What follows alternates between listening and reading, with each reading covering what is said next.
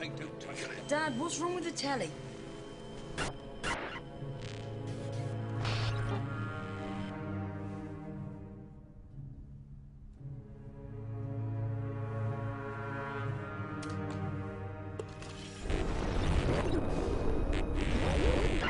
Good evening, London. Allow me first to apologize for It's the emergency channel. I do, like many of you, appreciate the comforts of the everyday routine, the security of the familiar, the tranquility, repetition. Bloody hell. I enjoy them as much as any bloke. But in the spirit of commemoration, Who's that, Mum? whereby those important events of the past, usually associated with someone's death or the end of some awful bloody struggle, are celebrated with a nice holiday, I thought we could mark this November the 5th, a day that is sadly no longer remembered, by taking some time out of our daily lives to sit down and have a little chat. There are, of course, those who do not want us to speak. Let me think, just let me I think. suspect even now, orders are being shouted into telephones, and men with guns will soon be on their way. It's Chancellor Sutler. Damn it! Why? Because while the truncheon may be used in lieu of conversation, words will always retain their power. Words offer the means to meaning, and for those who will listen, the enunciation of truth. And the truth is, there is something terribly wrong with this country, isn't there? You designed it, sir. You wanted it foolproof. You told me every television in London. Cruelty and injustice, intolerance and oppression.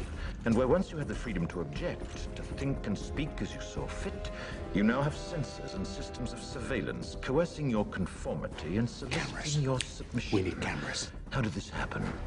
Who's to blame? Well, certainly there are those who are more responsible than others, and they will be held accountable. But again, truth be told, if you're looking for the guilty, you need only look into a mirror. I know why you did it.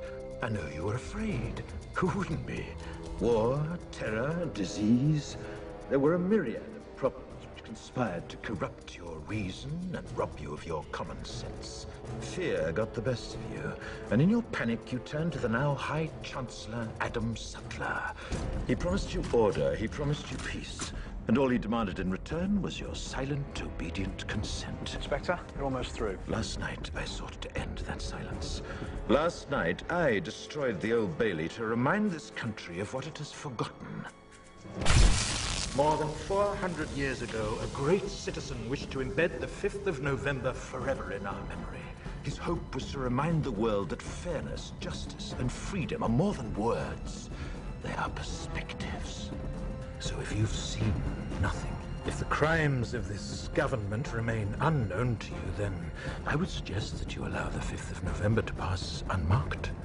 But if you see what I see, if you feel as I feel, and if you would seek as I seek, then I ask you to stand beside me 1 year from tonight, outside the gates of Parliament, and together we shall give them a 5th of November that shall never, ever be forgotten.